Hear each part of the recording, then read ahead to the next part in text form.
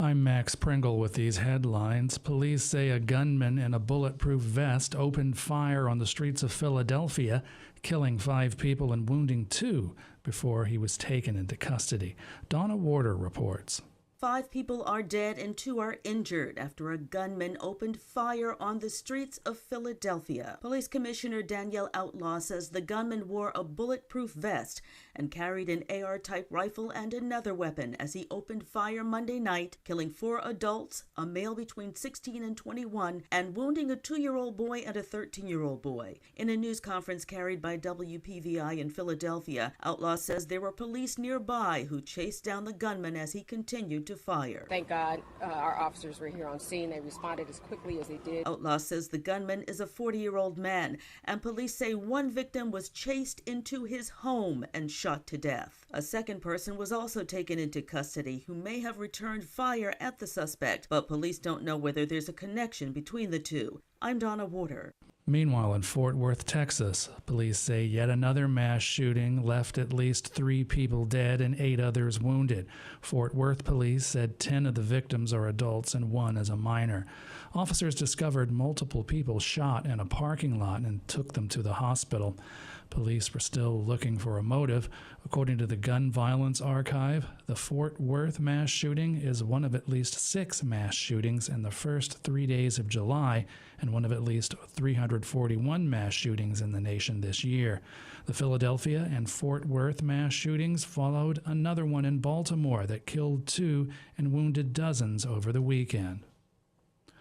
The epidemic of gun violence in the United States and the weakening of gun safety laws in much of the nation has prompted the California legislature to push for measures to strengthen what are already the strongest gun control laws in the nation. Christopher Martinez has more. California entered its new fiscal year July 1st with a new gun safety law, a measure by Democratic Assemblymember Phil Ting of San Francisco that will let gun violence victims sue gun dealers and manufacturers whose illegal actions cause harm. Several other measures moved through committee last week. Democratic Senator Anthony Portantino of Burbank presented his Senate Bill 2, a bill to strengthen California's concealed carry gun law, in the Assembly Public Safety Committee. The bill is a response to a recent Supreme Court ruling known as Bruin that struck down some types of concealed carry laws.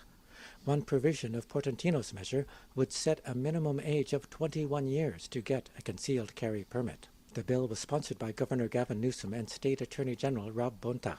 SB 2 is supported by groups like Moms Demand Action, the Brady Campaign, and the City of Los Angeles. Opponents include gun industry and gun owner groups. Reporting for Pacifica Radio News KPFA, I'm Christopher Martinez. Hundreds of Israeli troops are pressing ahead with their hunt for Palestinian militants and weapons in a West Bank refugee camp for a second day. The Palestinian Health Ministry says the 2-day death toll rose to 10 and that dozens were injured. Charles De La Desma has more. Hundreds of Israeli troops are pressing ahead with their hunt for Palestinian militants and weapons in a West Bank refugee camp for a second day. Gunshots and blasts could be heard in the area of Jenin refugee camp on Tuesday morning, a day after Israel launched its most intense military operation in the occupied West Bank in nearly 2 decades. Some Palestinians have been killed and dozens wounded in the operation so far.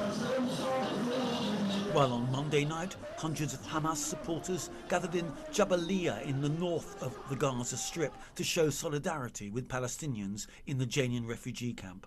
I'm Charles De La Desma. And I'm Max Pringle. You're listening to Sojourner Truth on Pacifica Radio.